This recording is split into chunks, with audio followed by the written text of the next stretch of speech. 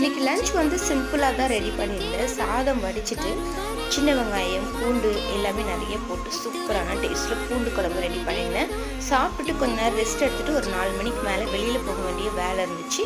அதுக்காக நாங்கள் வந்து ஈவினிங் வெளியில் கிளம்பியாச்சு. அப்படியே போயிட்டு நம்மளோட ஒர்க்கை வந்து முடிச்சுட்டு ரிட்டன் வரும்போது நம்மளோட ஃபேவரட் டீ ஷாப்பில் டீ குடிச்சிட்டு அங்கே சில ஸ்நாக்ஸ் எல்லாம் வாங்கி சாப்பிட்டு வந்தோம்.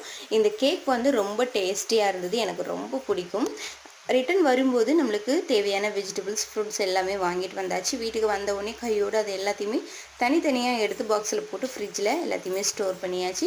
வாங்கிட்டு வந்த பழங்களையுமே அதையுமே எடுத்து வச்சாச்சு. வாஷிங் லிக்யூடுமே தீர்ந்து போச்சு. வரும்போது கையோடு அதுவுமே வாங்கிட்டு வந்துட்டேன். அதையுமே பாட்டிலில் ஊற்றி வச்சுட்டேன்.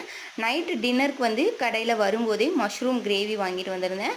ஆக்சுவலி சப்பாத்திக்குன்னு பிளான் பண்ணேன், ஆனால் டயர்டாக இருந்ததுனால தோசை ஊற்றி சாப்பிட்டோம். சாப்பிட்டு முடிச்சதுக்கப்புறமா அமீரா குட்டி மாம்பழம் வேணும்னு கேட்டால் அவளுக்காண்டி மாம்பழம் கட் பண்ணி கொடுத்துட்டு டின்னர் வேலை முடிச்சு